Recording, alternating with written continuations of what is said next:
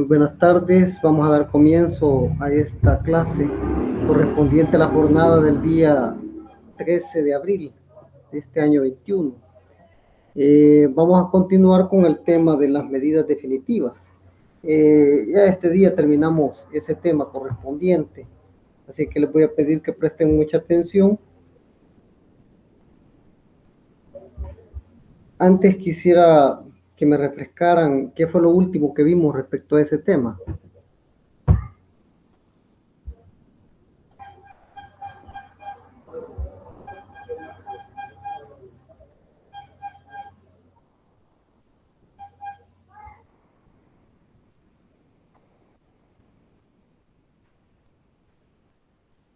¿Se acuerdan qué fue lo último que vimos?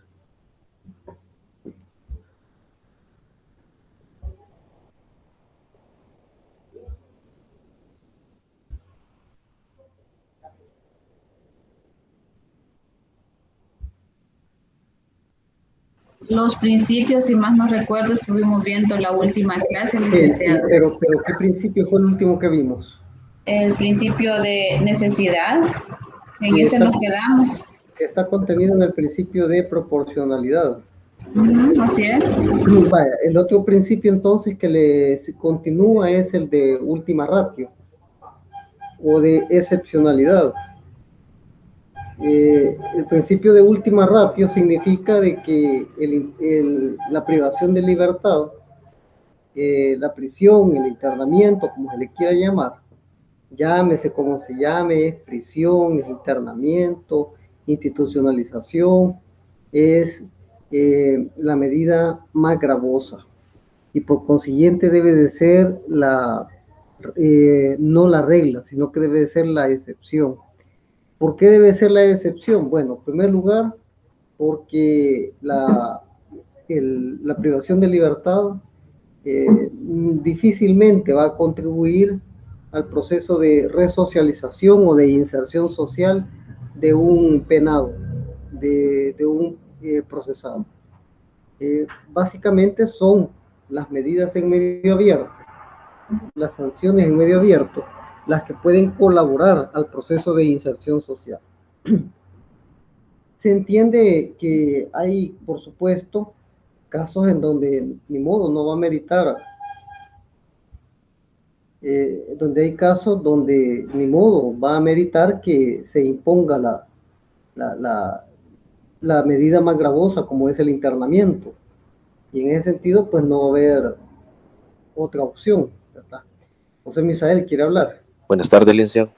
Hola, buenas tardes, Emilio. Buenas tardes, licenciado. Sí, buenas tardes. Sí, referente a la aplicación de la pena más gravosa, pero en nuestro medio, por la cuestión esta, que los jóvenes andan bien activos en las pandillas, no sé si esa sería la regla general y no la excepción, porque es bien difícil ver una noticia en donde el menor que ha delinquido y son delitos graves, pudiéramos decir que en verdad fue un error de lo que pasó, ¿verdad? Generalmente, si el menor está involucrado, anda en cuestiones de pandillas, y ahí pienso de que no sé si estaré equivocado, que esa sería la regla general en vez de ser la excepción, o sea, en vez de considerar que eso va a ser lo último, pues. Lo que sucede es que habría que ver si se combaten básicamente lo que conlleva o que da origen a que muchos jóvenes, sobre todo, se involucren con este tipo de agrupaciones. Yo pienso de que lejos de combatirse esa situación, se le apuesta más al combate de la delincuencia que a la prevención de la delincuencia. La prevención de la delincuencia es lo que ayudaría de mejor manera a evitar este tipo de situaciones, y sin embargo no se hace. ¿Por qué no se hace muchas veces? Porque resulta ser más caro y es más a largo plazo los resultados. En cambio, los políticos lo que van buscando son resultados a corto plazo. Un resultado a corto plazo, ¿cuál puede ser? Detenciones masivas. ¿Cuánto dura un proceso penal de delincuencia organizada? Vamos a ver, ¿quién de ustedes sabe? Mínimo 1 año de investigación y máximo 2 que van a estar detenidos o presos. Correcto. Entonces, un promedio que dura ese proceso va a ser 2 años. Entonces, en 2 años ya se obtienen los resultados que se quieren obtener producto de una campaña política. En cambio, los resultados de la prevención no siempre se van a ver a corto plazo. Se van a poder ver a mediano, largo plazo. Entonces, cuando hay persecución penal masiva, la gente aplaude eso. La gente tiene una sensación de que la delincuencia se está combatiendo efectivamente, pero muchas veces vemos nosotros las noticias que esa gran cantidad de personas que son detenidas, esas grandes cantidades de personas van para afuera. ¿Por qué? Porque hay una investigación muy deficiente. Lo que les ha interesado para mientras es nada más detener, solo para tener resultados políticos.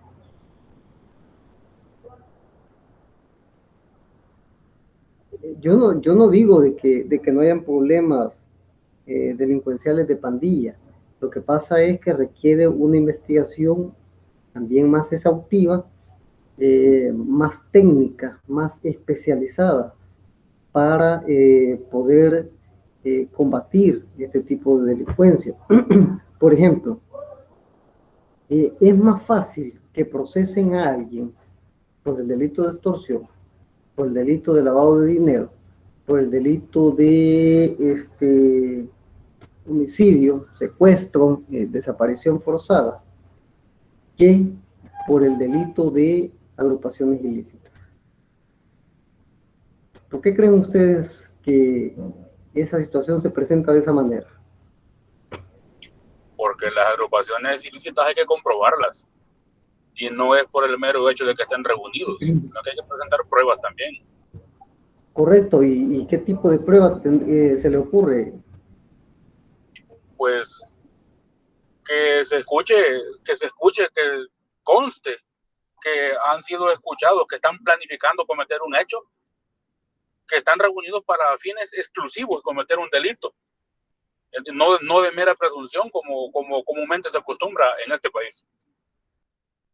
Serían los archivos que se llevan de los delincuentes, pero el problema es que de los menores no se puede llevar información archivada, ¿verdad? Entonces ese sería el gran problema.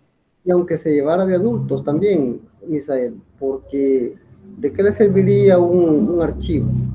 Es decir, lo que debe de constar es que haya información que establezca que hay una pertenencia a ese grupo.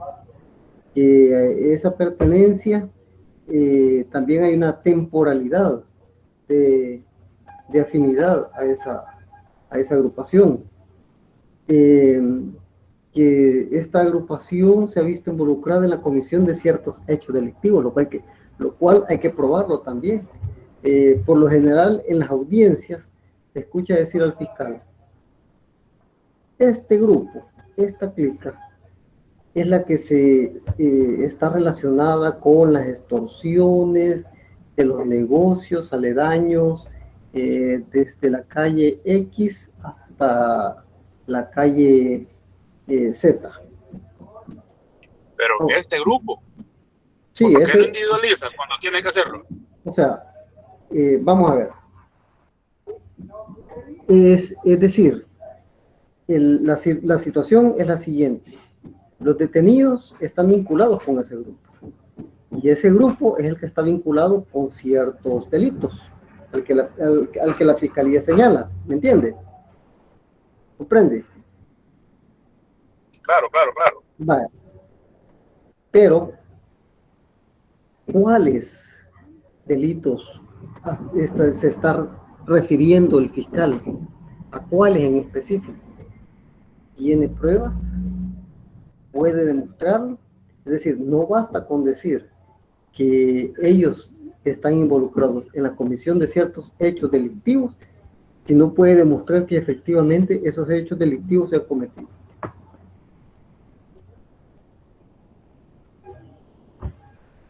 Licenciado, Sí. con relación a lo que manifestó Misael sobre la última ratio, usted le argumenta lo que le dice, ¿no? Está bien, pero ¿y si cuando hicieron la ley penal juvenil No se le escuchó. hicieron pensando en qué efectirlos en los favoritos para los delincuentes mayores de edad para cometer sus crímenes? Mire, ¿quién merece más pena? ¿El que utiliza a un instrumento o el instrumento? El que utiliza un Igual instrumento. considero. Muy bien, Emilio. ¿Usted, Oscar? Iguales. Iguales. Igual penalidad. Sí. ¿Por qué? Sí, igual. Porque, igual. ¿Y qué pasaría con la autoría y participación? Porque al que se lo encomiendan,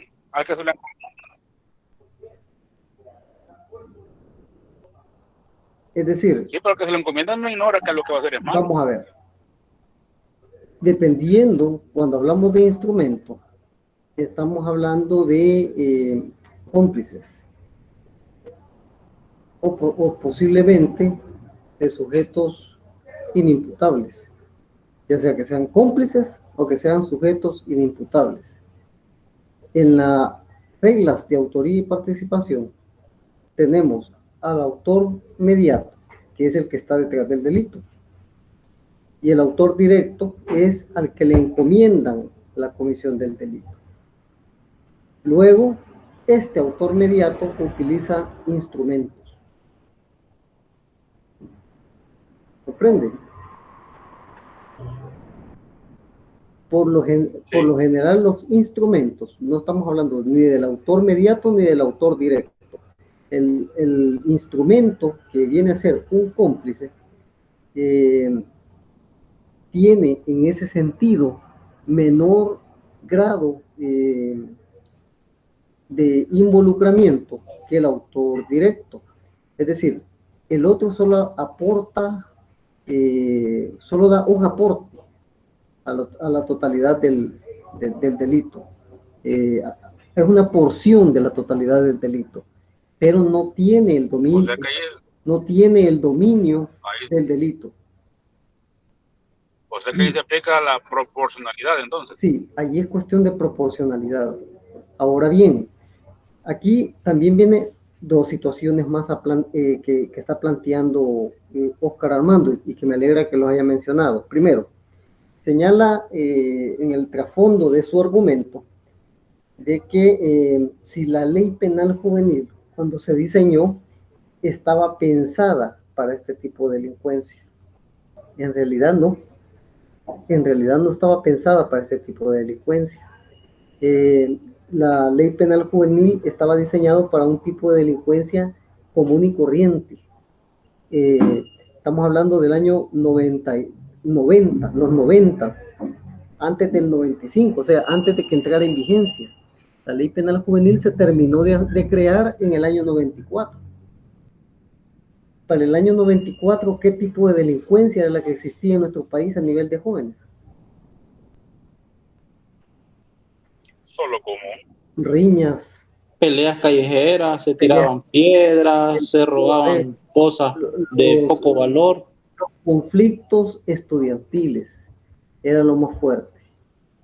Sí, ya comenzaban a haber uno que otro homicidio, producto de las pandillas, pero eran casos bien excepcionales. Lo que más abundaba eran las lesiones, las riñas tumultuarias, que le llamaba la ley, así se llamaba el delito, riñas tumultuosas. Es decir, no podían determinar a un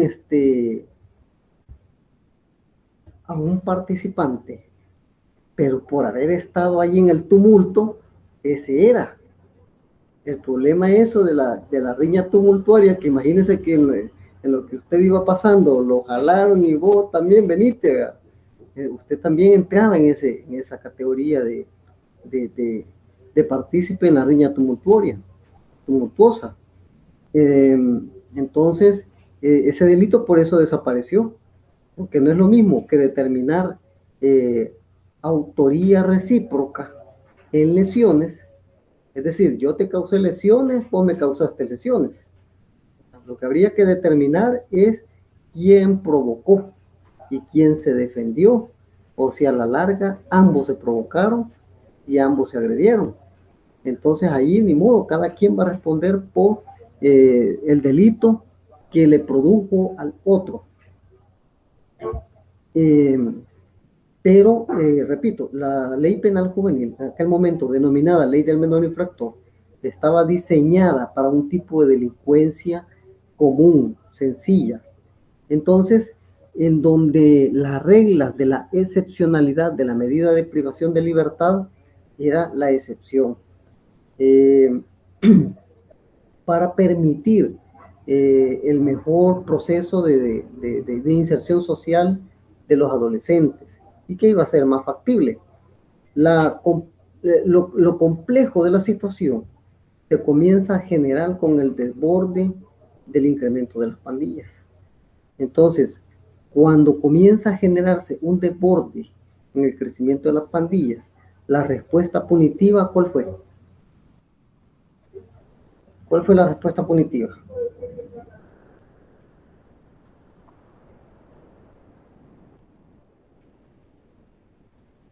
¿Aumentar las penas? Crear nuevas leyes y aumentar penas. Pero más que crear nuevas leyes, las nuevas leyes iban orientadas a determinados tipos penales de forma más específicos que impidiesen tener una posibilidad de que se le fuera a salir alguna situación que por lo general cometían las personas involucradas. Eso por una parte. Por otra parte, el incremento de la sanción. Y por otra parte, la regla general o la excepción se comienza a convertir en estas leyes especiales en la regla general. ¿Cuál era esa regla general?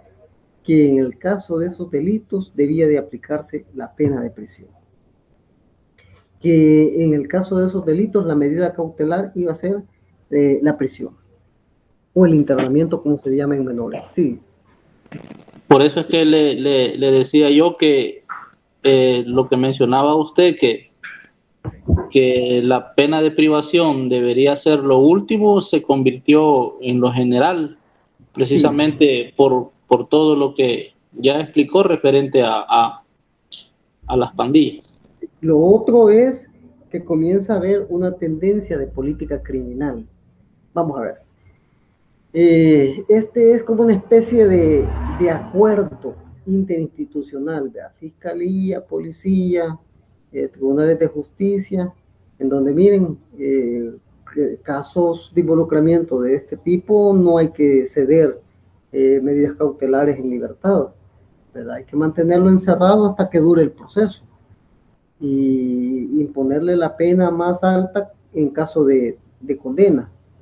Entonces, ese tipo de directrices que no se suelen ver en papel, sino que andan fluctuando en el aire, son una especie de reuniones fantasmas que se generan, es con la finalidad de evitar esa sensación de que el reo que llega por un delito grave, llámese delito de extorsión, llámese delitos de homicidio, secuestro, privación de libertad, bajo la modalidad de crimen organizado, pues fácilmente se vengan abajo las aprehensiones, producto de que hay pocas evidencias y hay que ponerlos en libertad. Entonces, no, la regla es, aquí en el caso contrario, es de que las medidas cautelares iban a ser dirigidas en medio cerrado. Entonces, Y eso viene a dar un cambio rotundo en materia penal de adultos. Y para asegurar esa situación es que se crean los llamados tribunales especializados. Porque los tribunales especializados o tribunales blindados, como se les llama comúnmente, pues están orientados a esa finalidad, a atender a una respuesta punitiva en el tratamiento de este tipo de delincuencia, de este tipo de delincuencia. Entonces, ahora, ¿cómo es que se traslada esta sensación o esta situación al ámbito penal juvenil? Por la misma situación, la misma ansiedad y percepción de incremento de delincuencia juvenil.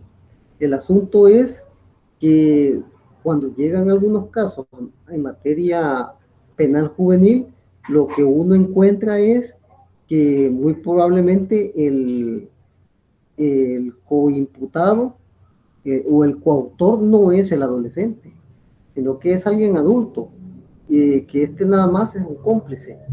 Y la fiscalía no logra probar que tiene la calidad de coautoría. Entonces, ¿cuál es la respuesta que el sistema da en materia penal juvenil, o los jueces en materia penal juvenil, a este tipo de situaciones? Medidas en medio abierto.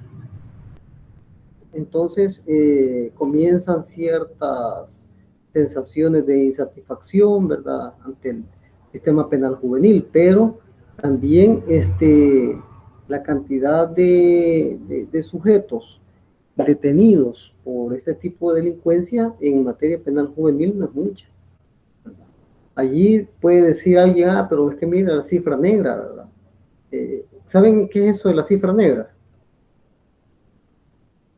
No. La cifra negra son todos aquellos datos que no entran al sistema penal. No llegan ni a la policía, ni mucho menos a los tribunales. Es decir, quedan allí, en el aire. ¿Por qué? Porque no se da cuenta. Es decir, no son denunciados, no son detenidos, etc.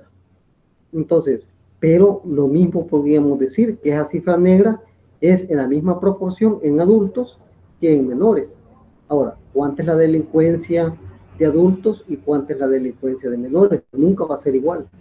Siempre es rotundamente distinta a nivel de porcentaje. 85 respecto de 15. Entonces, ¿por qué podemos decir que hay más delincuencia juvenil que respecto de delincuencia de adultos?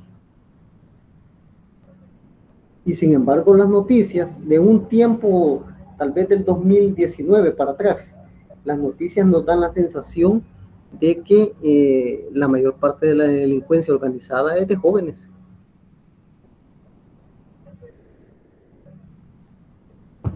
¿Qué les parece a ustedes?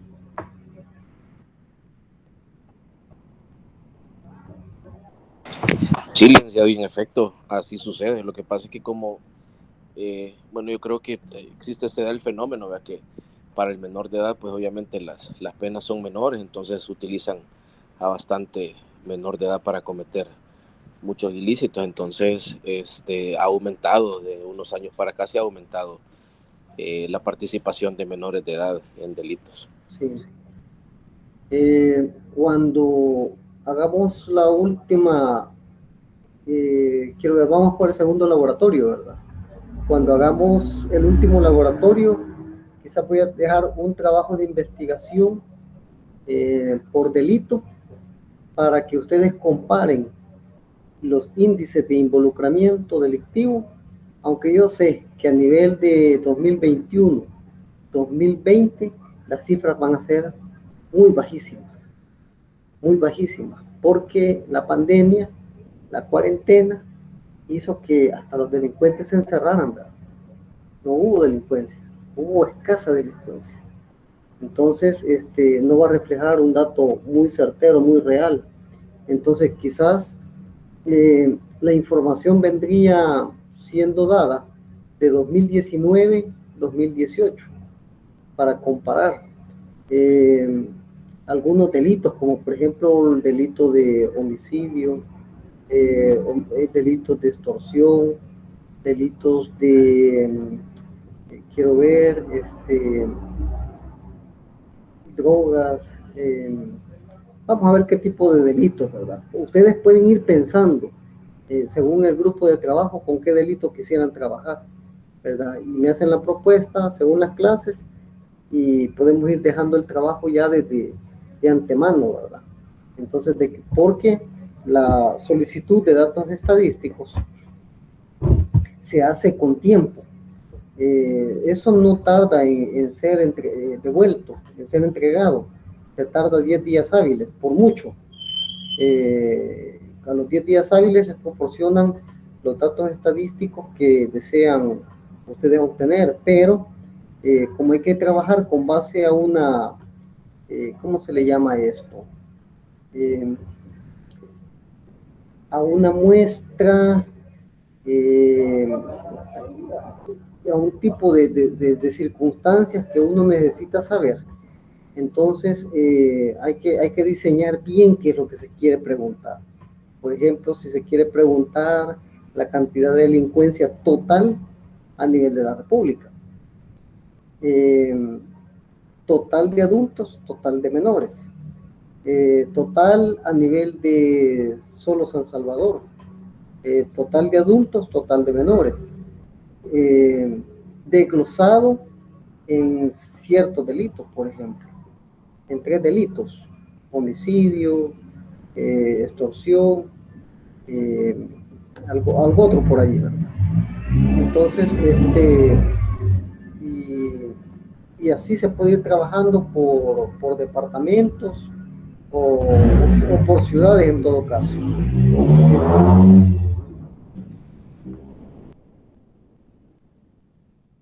Y eso puede quedar como trabajo para el final, ¿verdad? Para el último laboratorio.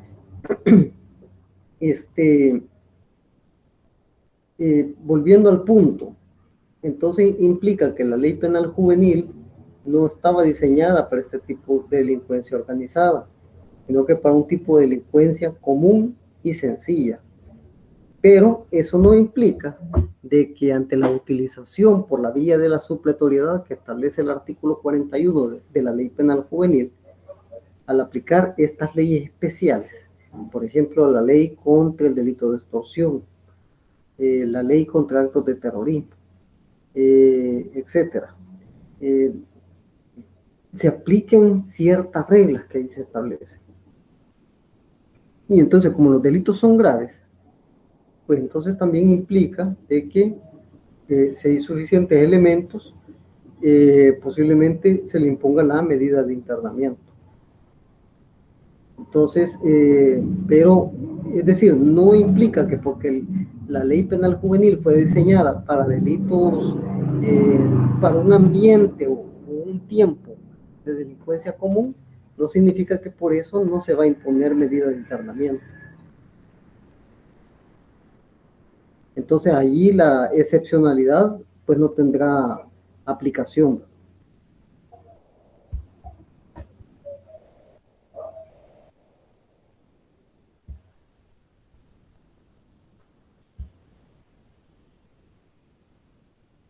Veamos los requisitos como otro tema, requisitos de las medidas definitivas.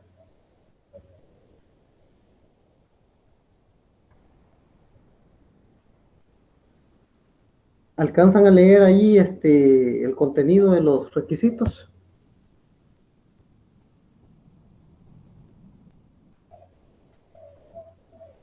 Yo sí, licenciada.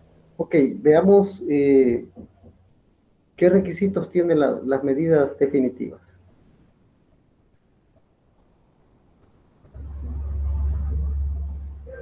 Materiales y formales, según aparece ahí.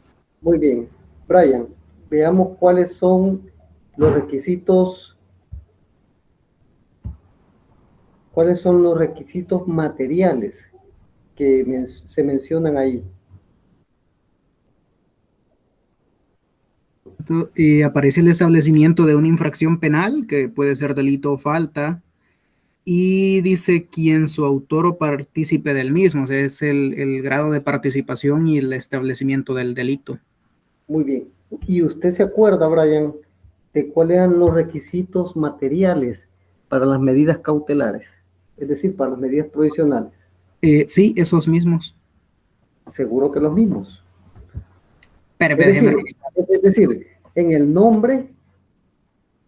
nombre técnico se parecen, pero en el contenido ya no.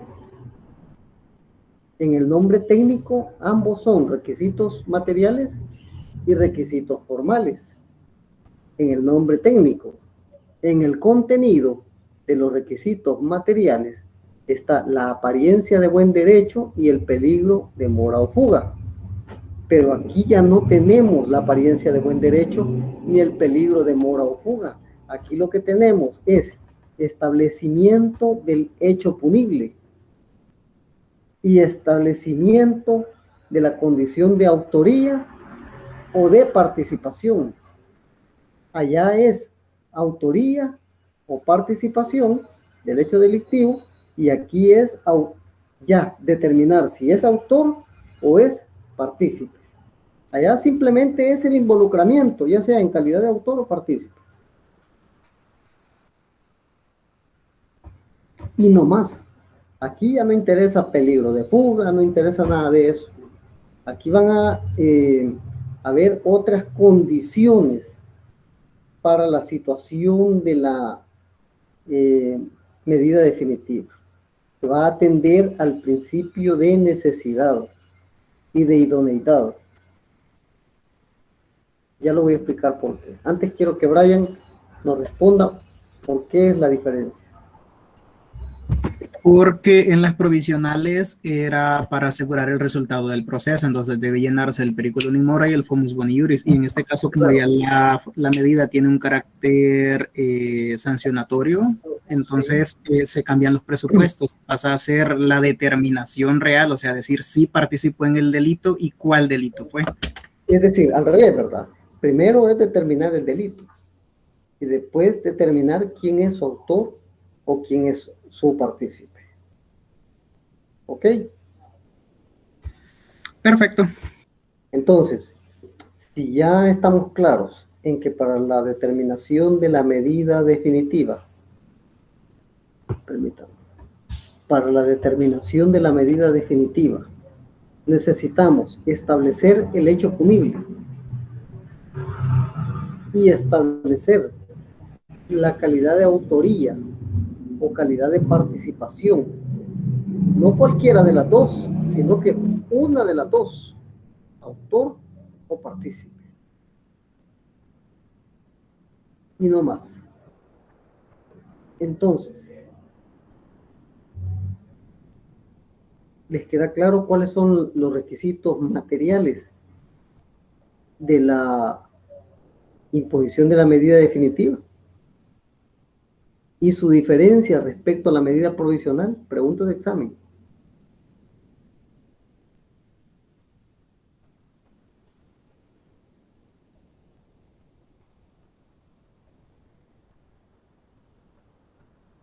No se escucha. Licenciado, fíjese que yo venía en el camino, o sea, no sé si lo puede repetir, por favor. Y que toda la clase. No, eso, justo la pregunta del examen. La pregunta del examen, va.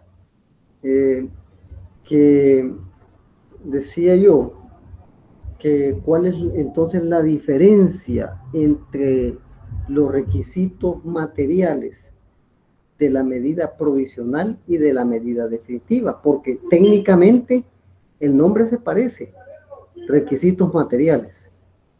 En los dos aparecen requisitos materiales. O sea que el nombre técnico es similar, pero el contenido que lo llena a esos requisitos materiales de las medidas provisionales y de las medidas definitivas es completamente distinto.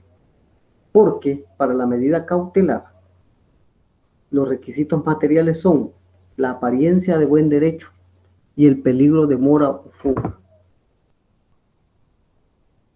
Y en cambio, para la medida definitiva, los requisitos materiales son la determinación del hecho punible, es decir, del delito o de la falta, y la calidad de autoría o de participación.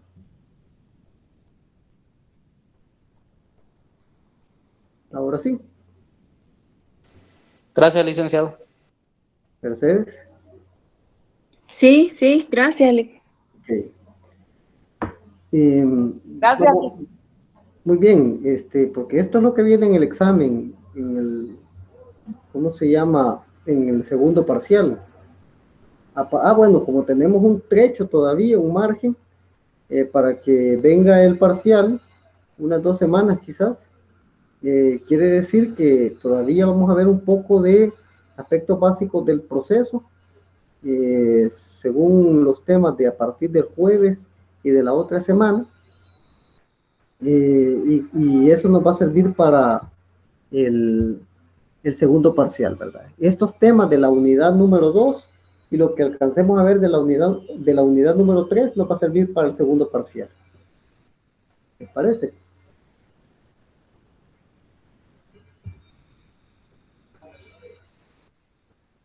Sí. Muy bien. Entonces, vamos a ver. Volvamos más práctica a nuestra clase. Pero el último requisito. ¿Cuál es el último requisito de las medidas definitivas?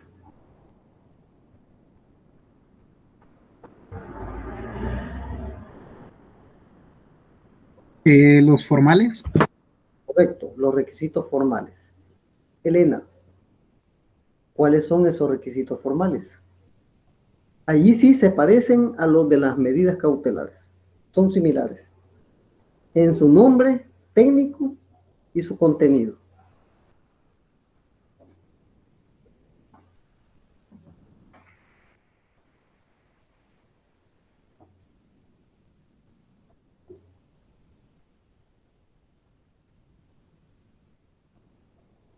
Cristian, la vi por ahí entrar.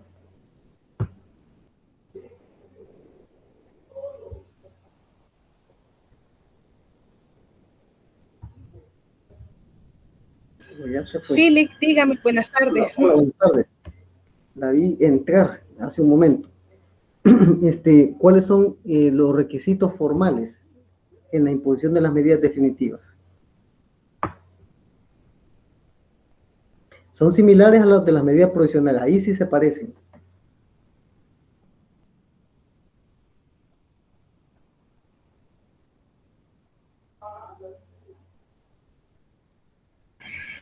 Sería la determinación del hecho delictivo y la participación. Esos son los requisitos materiales. Pero ¿dónde debe de constar eso, Crisia?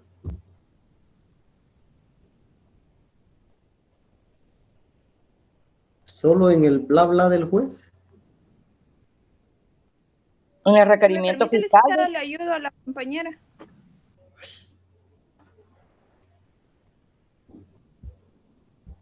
Vamos a ver, ¿quién levantó la mano? Xiomara. Debe constar por SILIC. Yo le decía que si me permitía ayudarle a la compañera. Sí, no, claro, claro. Que debe de ser por escrito y la Así misma es. debe de estar debidamente fundamentada. Es decir, eso es lo que debe de constar en una resolución. Como se trata de la resolución que impone la sanción, es una resolución definitiva, que se le conoce como sentencia. Entonces, porque es la que resuelve, se llama sentencia, porque es la que resuelve el asunto principal. Por eso se llama sentencia. Entonces, ¿cuál es lo principal que se está resolviendo? La determinación del delito y la determinación de quién es autor o partícipe y la consecuencia jurídica o consecuencias jurídicas que van a recaer producto del cometimiento de ese delito. Entonces, eso es lo que debe de constar por escrito y solamente bastaría con que constara por escrito, Xiomara. No, debe de estar debidamente Es fundamentada. decir, no basta con que ponga un montón de garabatos que ni se entienden, todos incongruentes, incoherentes. Aquello debe ser debidamente inteligible, entendible. Entonces, debe de ser debidamente fundamentado. Cuando veamos la sentencia, más adelante, primero Dios que lo veamos, vamos a ver qué aspectos componen la sentencia. Y eso ustedes lo tuvieron que haber visto en Derecho Procesal Penal, aunque yo sé que no lo vieron, pero yo siempre lo doy en esta asignatura. Entonces esperemos que el tiempo nos dé, porque vamos bien atrasados, y lo podamos ver. Lo que puedo hacer es acelerar el pedal, pisar el pedal en aquellos aspectos que no ameriten mucha atención, para poder desarrollar de forma más detenida esos temas que sí requieren un poco más de atención por parte de ustedes. ¿Quedamos claros con los requisitos materiales y formales de la resolución definitiva? Si yo les pido que me los comparen con las de las medidas cautelares, ¿lo pueden hacer? Tan, tan, tan, tan. Pues yo creo que sí. Okay. Además, usted es la del 9, así que me imagino yo que sí, ¿verdad? Muy bien. Entonces, dicho lo anterior, vamos a un caso práctico. Pónganle coco.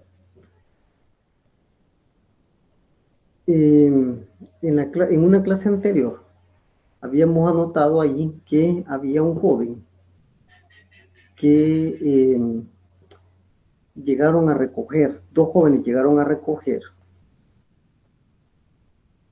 lo concerniente a la exigencia producto de una extorsión. ¿Se acuerdan del problemita? Sí, Lex, sí nos acordamos. ¿Lo tiene anotado, Elena?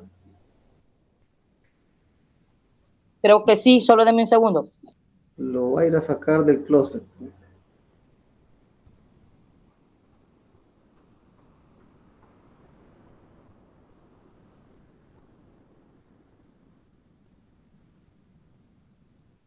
¿Se lo tiene, Xiomara? ¿O alguien más? Sí, Lex, sí lo tengo. Vamos a ver. Démosle tiempo a Elena a ver si lo haya. Ahorita. Muy bien. Dice. Léalo. Se recibió una llamada de teléfono de una voz de un adulto. Ese era, ¿verdad? Sí. Vale. Y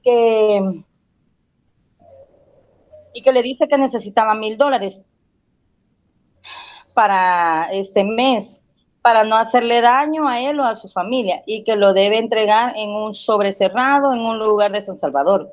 La policía monta un operativo, toman la serie de los billetes, el día de la entrega, se lo da a dos jóvenes que reciben el dinero y comienzan a avanzar. Y la policía los sigue, dice. En 3 puntos del operativo estaban los policías, son detenidos y manifiestan que tienen 17 años. Ese era. Ok. Luego vimos que dentro de las diligencias que presentaron al juzgado se iban álbum fotográfico de las escenas de lo que aconteció respecto a la entrega controlada, toma de videos. Tenemos 6, 8 policías prácticamente de testigos. Tenemos a la víctima. El dinero marcado. El dinero que está seriado. Marcado no, sino que seriado. ¿Cómo es que se sería el billete, el dinero? Bueno, la víctima hace la entrega de un dinero en sede policial. A ese dinero se le toma fotocopia. Se sacan fotocopias de ese dinero. Y ese dinero se levanta un acta de la serie de los billetes, de cada uno de los billetes. No pueden ser repetidos, ¿verdad? De la serie de los billetes que son entregados para que sirvan de carnada, de anzuelo, para la entrega de el paquete controlado. Por lo general, la policía no pide la cantidad de dinero que es exigida. Pide por lo general 2 billetes de a 10, 2 billetes de a 20, para que sirvan uno al frente y otro en la parte superior, para rellenarlo con papel periódico, para simular que aquello es el dinero. ¿Comprende? A menos que sí se desee entregar una fuerte cantidad de dinero, a la cual igual se anota en los seriados del dinero, se le saca fotocopia para terminar de corroborar, se levanta un acta donde queda constatado todo eso, y eso es parte de la evidencia. Entonces, todos estos elementos, la entrega del dinero, el seriado del dinero, el fotocopiado del dinero, que queda allí, fotocopiado, levantado en un acta, todo eso sirve de evidencia.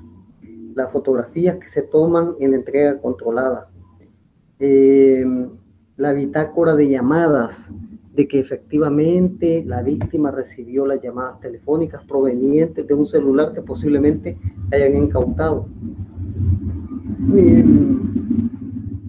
El dicho de los testigos, que son los agentes que hacen el operativo controlado, en donde ven llegar a ambos jóvenes y que ambos jóvenes son los que exigen la entrega del paquete. Estos avanzan, reciben el dinero, avanzan. ¿Quién va a llegar a una entrega controlada así porque así? A exigir una cantidad de un paquete. Nadie. El que llega es porque ya sabe que tiene que ir a recoger algo. No estoy diciendo de que necesariamente tiene que saber qué es lo que va a ir a recoger. Y allí podemos hablar hasta de un instrumento. El caso que yo les planteaba la vez anterior, que le dicen al cipote más vivo de los compañeros: mira, ese señor te va a dar algo, anda, que te lo entregue. Va donde el señor, recibe el paquete, comienza a caminar, le cae la policía, sus demás compañeros desaparecen y él es detenido. Y a él lo procesan por coautoría en el delito de extorsión. ¿Fue instrumento del delito? ¿Sí o no?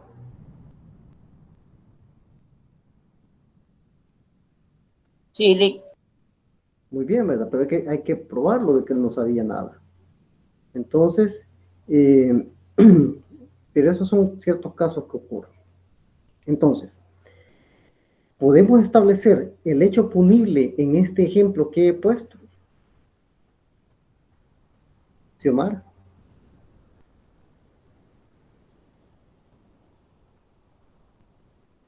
No, Lick, no estaría completamente segura.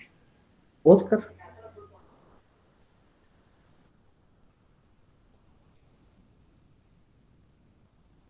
Oscar.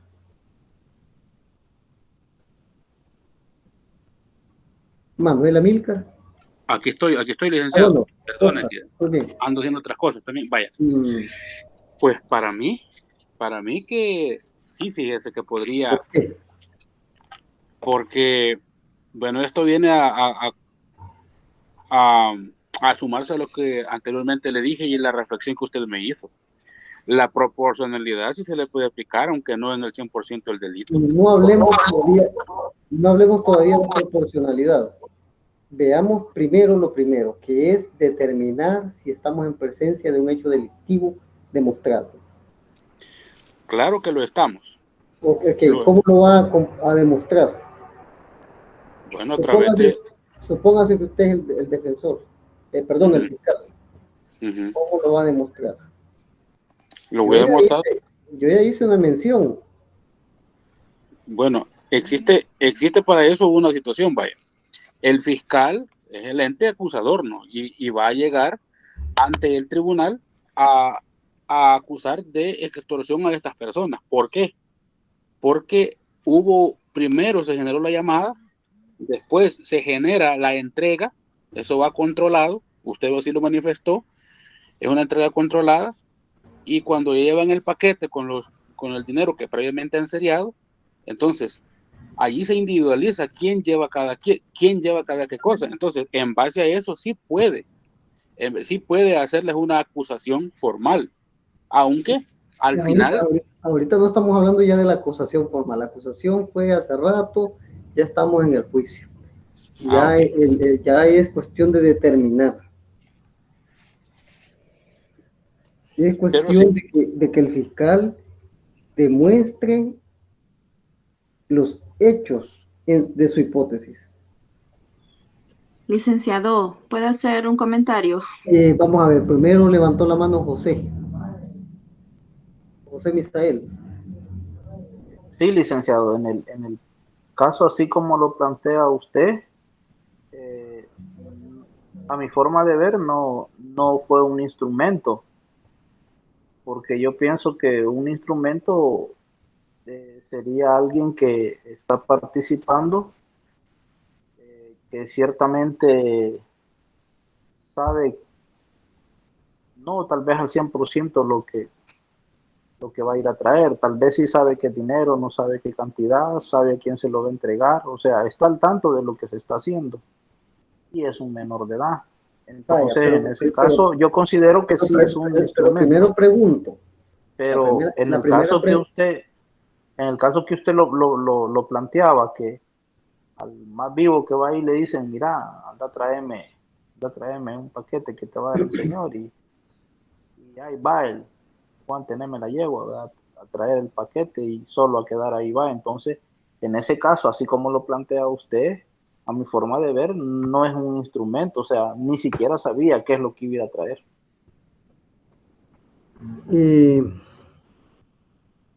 Vamos a ver, la primera pregunta va encaminada. ¿Quién me había dicho que quería participar? Escuché voz de mujer. Vamos a ver.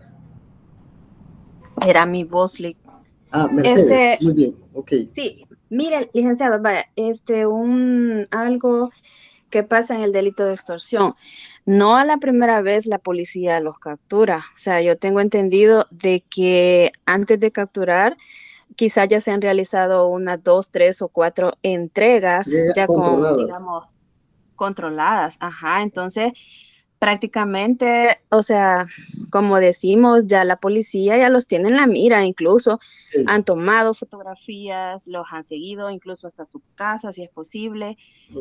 O sea, no es que hacia la primera, o sea, cuando los capturan es porque ya los tienen, o sea, bien, como le dije. Mire, cuando usted lo plantea de esa manera, que ya he visto yo esos casos, cuando usted lo plantea de esa manera, eso es fantástico.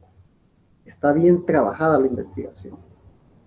El problema es cuando la investigación únicamente presenta el dicho de la víctima y el dicho de un testigo que le dice que él presenció las entregas. Nada más. ¿Qué le parece? Yo quiero apuntar algo con respecto a eso. Diga. Recuerdo cuando estábamos llevando Penal 2, que estábamos viendo el catálogo de delitos, igualmente vimos las leyes especiales de una manera que en lo personal no me agradaba, pero ese es otro punto. A mí me tocó exponer acerca del delito de extorsión, y yo en ese entonces señalaba de que en estos casos, digamos, cuando se habla de que no se sabe si el muchacho sabía que estaba cometiendo un delito o no, es que aparece la figura de los errores.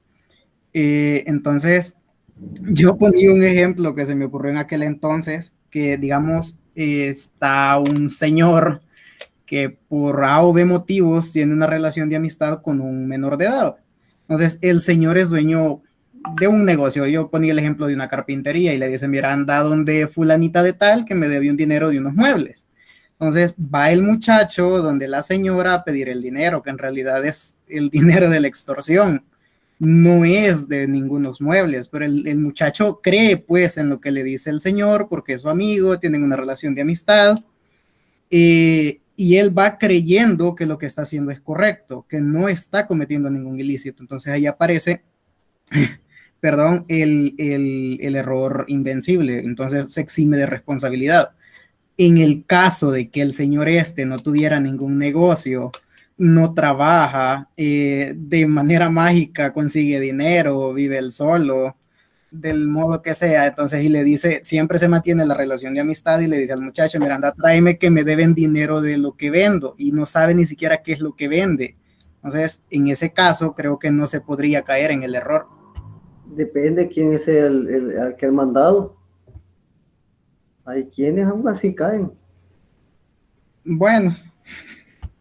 Ahí es cuestión de la clase de instrumento que se utilice. Bueno, el asunto es que primero determinamos el hecho punible. Con los elementos que tenemos hasta ese momento, podemos estar diciendo de que estamos en presencia del hecho punible. Ahora, ¿tienen calidad de autores o partícipes los dos jóvenes que fueron a traer el dinero en el ejemplo que estamos poniendo? Ya determinamos que estamos en presencia de un hecho punible. Para ese caso, la ley especial contra el delito de extorsión señala que tanto quien hace la llamada o quien realiza la amenaza para conseguir el dinero como quien recibe el dinero o el producto de la extorsión están en el mismo grado de autoría, son coautores. ¿Están todos de acuerdo con esa postura de Brian? Emilio, ¿usted? ¿Algo escuchado en la Cámara? Sí, licenciado. La verdad es que ambos tienen participación. Ahora bueno, bien, la postura creo de la Cámara es esa. Sí, exactamente. Yo no estoy muy de acuerdo con esa postura. De hecho, las últimas resoluciones de la Sala de lo Penal e inclusive de la Sala de lo Constitucional van encaminadas a que sí se puede admitir grados de autoría y participación. Es decir, ese tipo de postura que dio la ley es la que estábamos diciendo hace un rato, con la finalidad de que poner mano dura, mano drástica a que todos los intervinientes en el delito tuvieran la misma calidad, coautoría, indistintamente del rol que hayan participado. Es decir, si el que hizo la amenaza luego él encomendó a que fueran a traerlo, el que acompañó, tienen indistintamente la misma calidad de coautores, para mí eso es un contraste con la teoría del delito y sobre todo con los aspectos de los grados de autoría y participación. Porque entonces quiere decir que de nada sirve que existan grados de autoría y participación en estos casos, si se va a utilizar una ley de forma pareja. Y eso no puede ser así. Para mí que en el caso que se está planteando, muy probablemente los dos jóvenes tienen la calidad de cómplices necesarios. Porque hay que demostrar si ellos tenían codominio funcional en la ejecución del delito.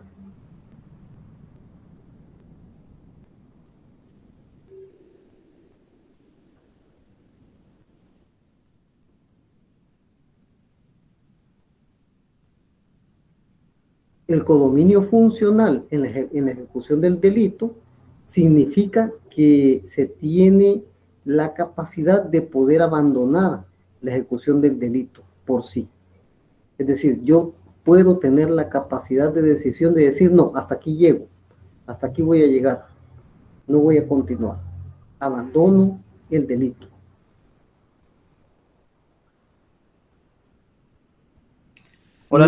Mientras que el partícipe no tiene esa capacidad de decisión, recibe órdenes de decir vaya a traer y vaya a traer.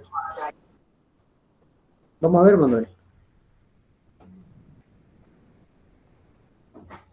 Hola, Lick. Si por una, digamos, A o B razón, la persona que va a recoger la extorsión es amenazado, en ese caso. Sí, ya estamos hablando de un instrumento inimputable. Es decir, el instrumento inimputable es por engaño, como decía por ahí José Misael. El que lo engañan para que haga algo es un instrumento inimputable. El que lo coaccionan para que cometa un delito, lo que sucede es que el coaccionado sabe que está cometiendo un delito, pero actúa en un estado de no exigibilidad de un comportamiento adecuado. Es decir, no tiene otra opción. Eso es como el que roba por estado de necesidad. Sabe que comete un delito, pero no tiene otra porque está en un estado de necesidad de tal manera que necesita aquello. José Misael.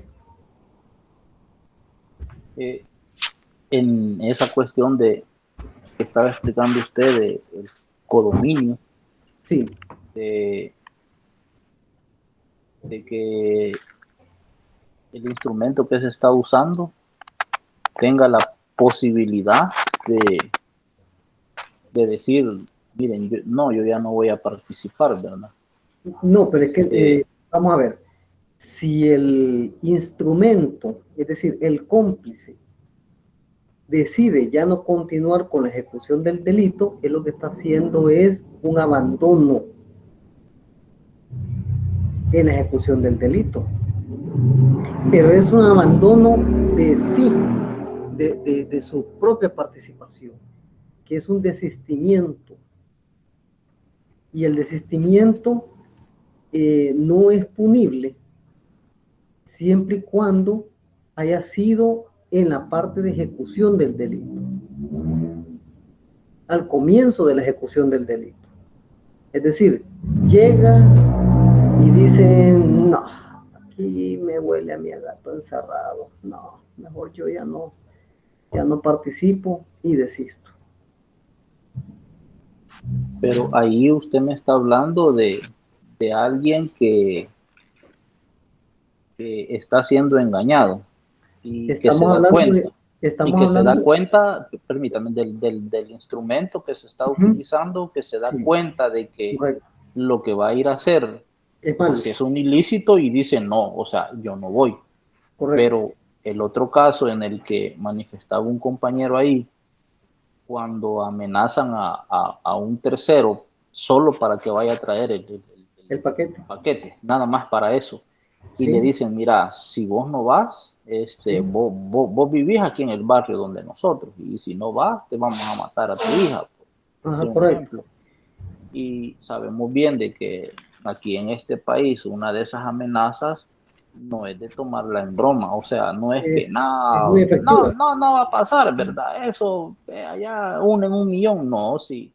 O sea, si se la cantaron es porque ya lo tienen también enmarcado y va a suceder. Y el problema es de que desgraciadamente en este país no existe una gran garantía para esta persona, ni instituciones ni personas particulares que le digan, no hombre, negate y te vamos a proteger y no te va a pasar nada. O sea, es bien difícil porque la policía no puede cuidar a todo mundo, pues no puede andar detrás de todo. Entonces, o sea, es una cuestión donde quedan entre la espada y la pared. Entonces, como quien dice, que me va a salir más dañino a que me tire de una casa que solamente tiene 2 pisos o me tiro de un edificio que tiene 50 pisos, o sea, ¿cuál de los dos me va a fregar más? O sea, a eso se quedan las personas. Sí, o sea, José Misael, pero la herramienta teórica es la que me interesa a mí que ustedes conozcan también, porque el día de mañana ustedes van a estar en calidad de fiscales o en calidad de defensores y tienen que manejar las herramientas teóricas. Como fiscales, muy probablemente ustedes se vayan a hacer del ojo pacho ante estas herramientas teóricas, pero ustedes van a saber que se están haciendo del ojo pacho, manejan las herramientas teóricas, pero como defensores pueden hacer uso de estas herramientas teóricas. Es decir, alegar en defensa de su patrocinado el estado de no exigibilidad por haber sido coaccionado. le detienen al patrocinado, a su cliente. Lo están procesando por el delito de coautoría en el delito de extorsión, porque como dijo Brian, la ley especial contra el delito de extorsión dice que no hay que andar distinguiendo entre autor y partícipe, todos van a tener la misma calidad. Pero como las últimas sentencias de la Sala de lo Constitucional ya se retracta y dice de que sí pueden haber en estos casos un examen de grados de participación en la ejecución del delito, entonces ahí le está indicando de que en los grados de participación pueden haber cómplices, ya sean necesarios o no necesarios.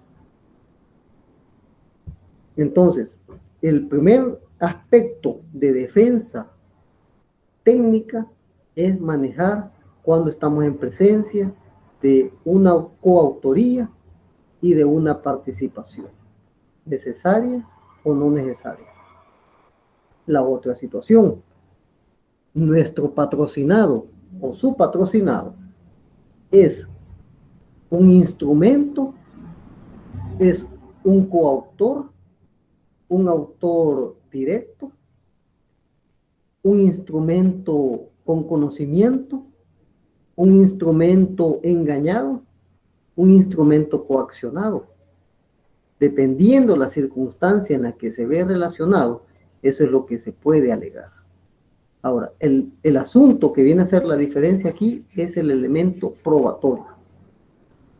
Pero la herramienta técnica penal es la que me interesa que ustedes conozcan. Correcto, licenciado, tiene toda la razón. Entonces, ahora... Sí, no había considerado eso y sí, es cierto, hay que conocer de todo porque no sabemos el día de mañana de qué lado vamos a estar trabajando. Imagina que le dice al fiscal, usted como fiscal no tiene cómo probar ese delito de extorsión y ya tiene sospecha de quién está detrás de la llamada. ¿Quién cree usted que le puede servir de testigo o de delator de esa persona detrás de la llamada?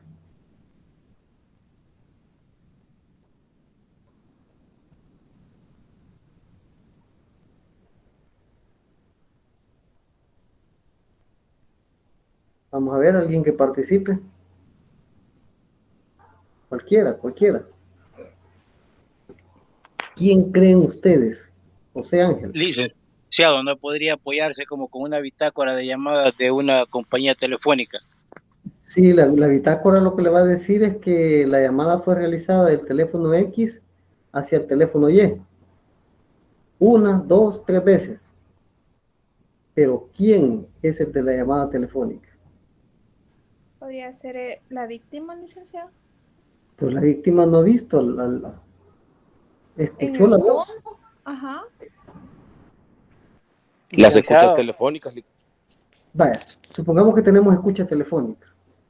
Puede escuchar una voz, pero a veces las voces no son iguales. ¿Quién? Tal vez el que cobra la extorsión.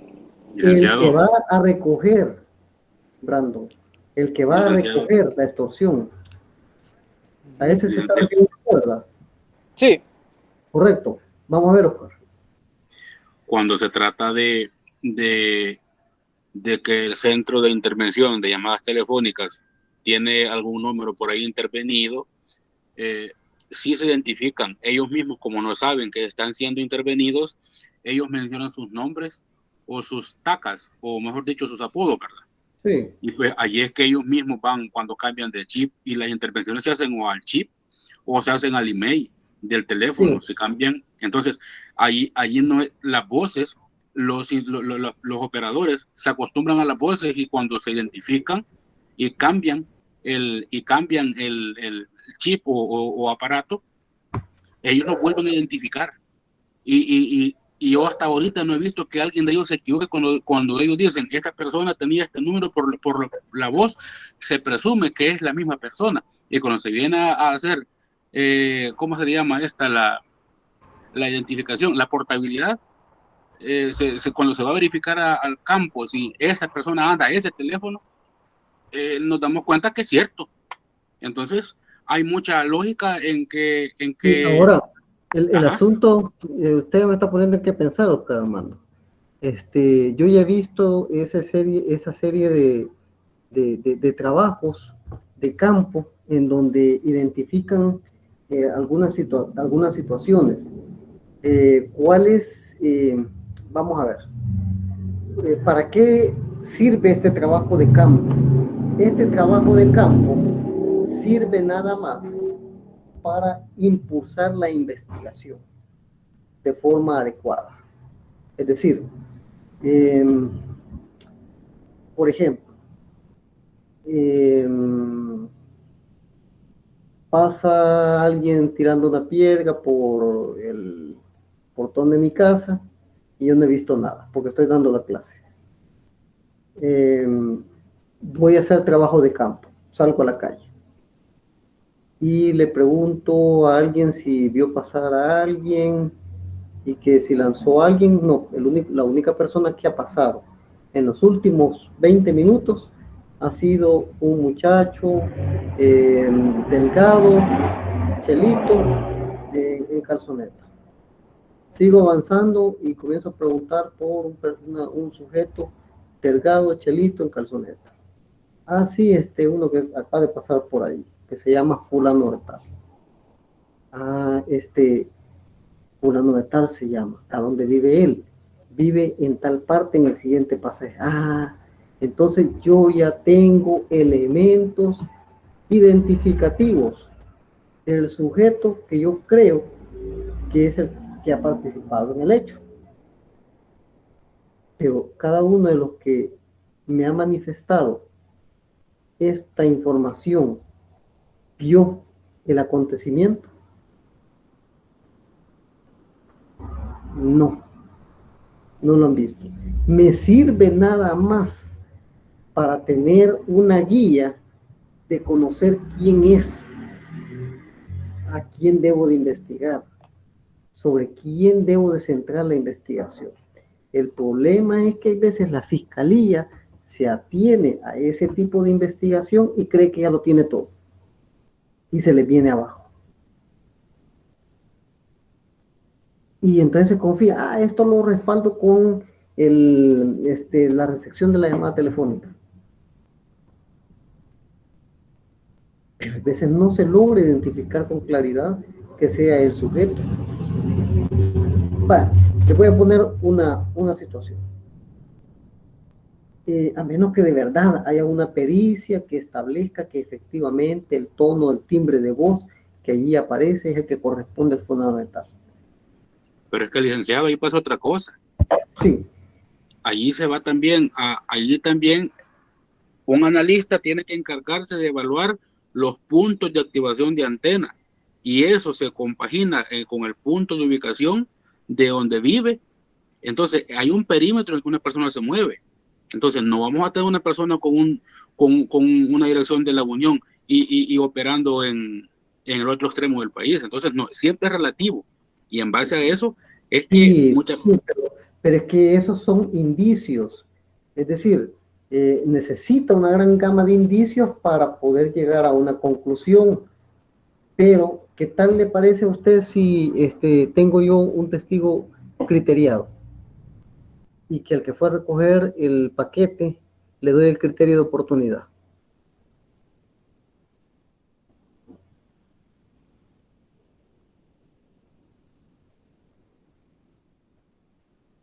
Y me sale más fácil. ¿Qué tan confiable puede ser? Pues entonces ahí serviría una prueba directa, un elemento directo, sumado a los indicios de que ya me está hablando Oscar Armando. ¿Qué más confiable? No solamente cuenta con el delator, sino que también con el resto de indicios. O escuchen la voz, él es él. Las activaciones de antena, es el que se mueve ahí, él vive en tal parte, etc.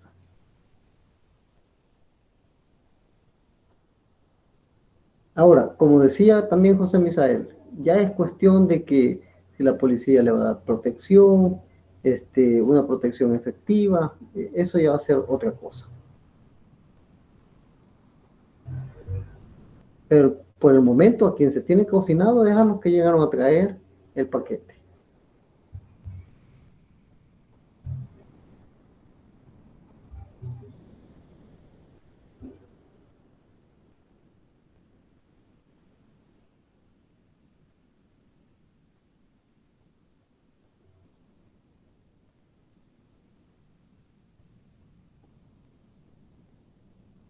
¿Estamos? Sí, estamos listos. Me parece su postura, Oscar. Yo he visto muchos trabajos de ese tipo, pero el problema es que la fiscalía no lo sabe utilizar y se conforma solamente con el trabajo de campo de identificación. Pero el trabajo de identificación a veces no es prueba directa. Esa identificación nada más sirve como elemento como para ya saber a quién nos estamos refiriendo. Entonces, cuando ya se sabe a quién nos estamos refiriendo, que hay que recomenzar nuevamente un proceso de investigación en torno a prueba directa o indiciaria que nos lleve a establecer la vinculación de esta persona directa o indirectamente con el hecho delictivo.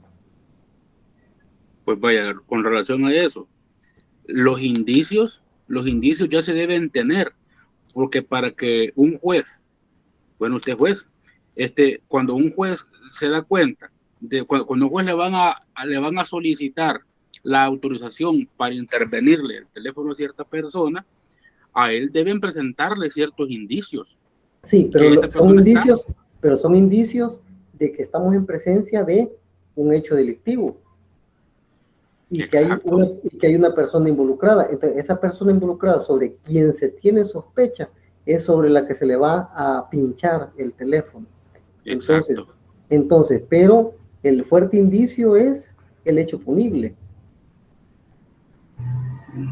Y la sospecha de alguien, una sospecha muy positiva, la verdad.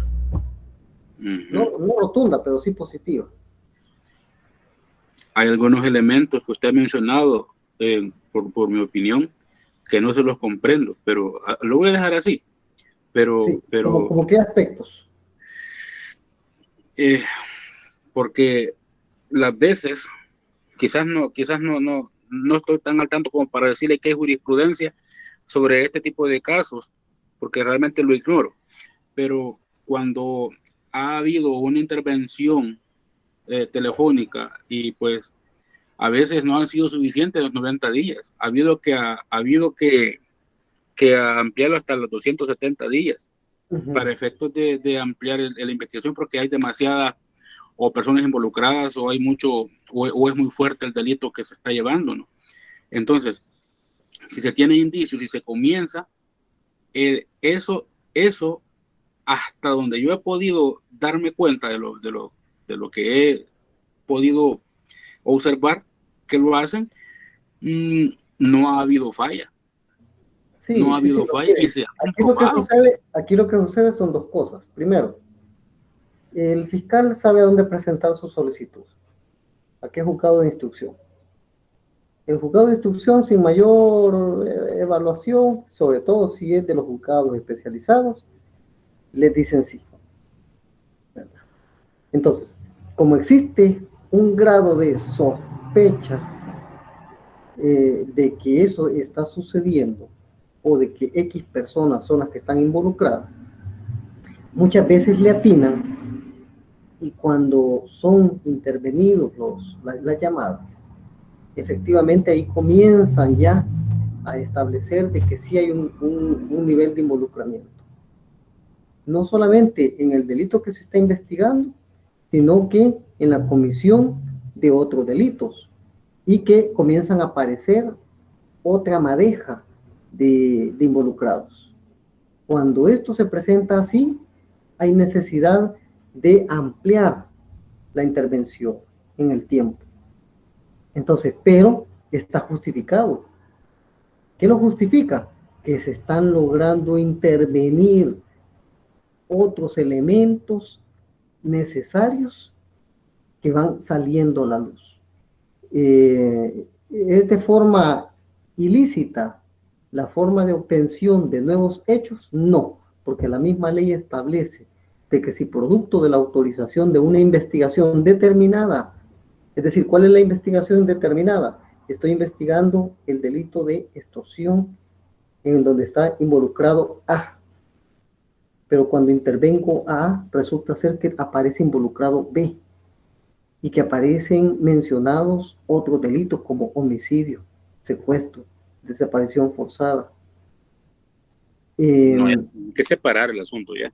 Entonces, pero la ley dice de que cuando se van descubriendo nuevos hechos, puede pedirse la ampliación, pero hay que especificarlo. ¿Por qué? O sea, sí se permite. Y entonces allí comienza a expandirse esta situación.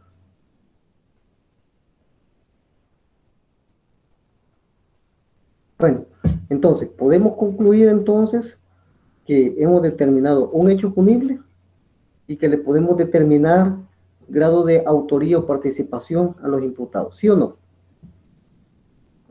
Sí. Muy bien, pongámosle calidad de coautores para algunos, cómplices para otros. Ahora, ¿cómo determinamos la medida? Entonces ahí viene el principio de proporcionalidad. Con el principio de proporcionalidad tenemos la idoneidad y la necesidad. ¿De dónde obtengo yo la necesidad y la idoneidad? De un estudio psicosocial. El juez ordena a un equipo multidisciplinario, psicólogo, trabajador social, educador, la realización de un estudio psicosocial. ¿Con qué objetivo? Determinar la medida más necesaria, más idónea. Según el delito que se trate. Si no queda más, internamiento. Pero si se pueden dar salidas, medidas en medio abierto, habrá que ver las necesidades que requiera por el estudio psicosocial este joven. Por ejemplo, que ha abandonado sus estudios, pues entonces hay que exigirle que continúe estudiando. Que está en un proceso de aprendizaje de ciertos programas, por ejemplo, de cuestiones formativas vocacionales, albañilería, carpintería, cualquier situación similar, que lo continúe, pero hay que verificarlo. Servicios a la comunidad, por ejemplo, que se le pueda determinar. Entonces, para eso sirve el estudio psicosocial, para la medida más necesaria. Y la idoneidad va aparejada con el principio de proporcionalidad en sentido estricto, es decir, según la penalidad que tenga el delito.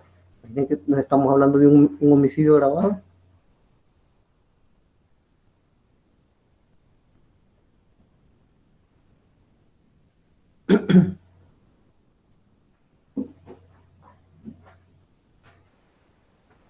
Bien difícilmente, ¿verdad? Una medida en medio abierto.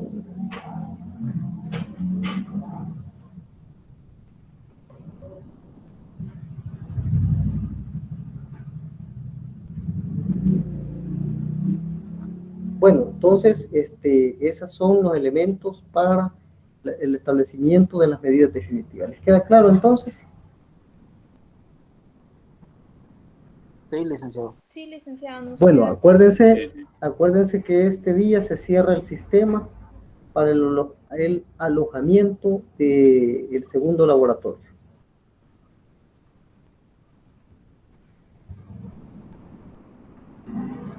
Bueno, muchas gracias. Voy a ir diseñando ya el tercer laboratorio con base en una investigación de la que estábamos hablando al principio de esta clase. Esa investigación ustedes la pueden hacer en línea pidiendo estadísticas a algunas instituciones, como por ejemplo la Policía Nacional Civil, Fiscalía, inclusive hasta los tribunales, ¿verdad? En todo caso, los parámetros ahí van a ir, la guía de parámetros ahí va a ir lo que es el formato del tercer laboratorio. Oigan. Gracias, licenciado. Bueno, entonces nos vemos el otro jueves para iniciar la unidad número 3, ¿verdad? Ya. Gracias, licenciado. Buenas noches. Bueno, Gracias, Lick. Buenas noches. Buenas noches, licenciado. Gracias, licenciado. Buenas noches. Bueno.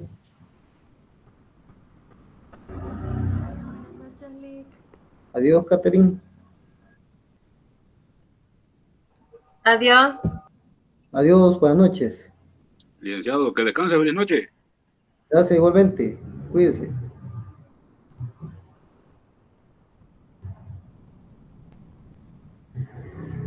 Adiós, Elena.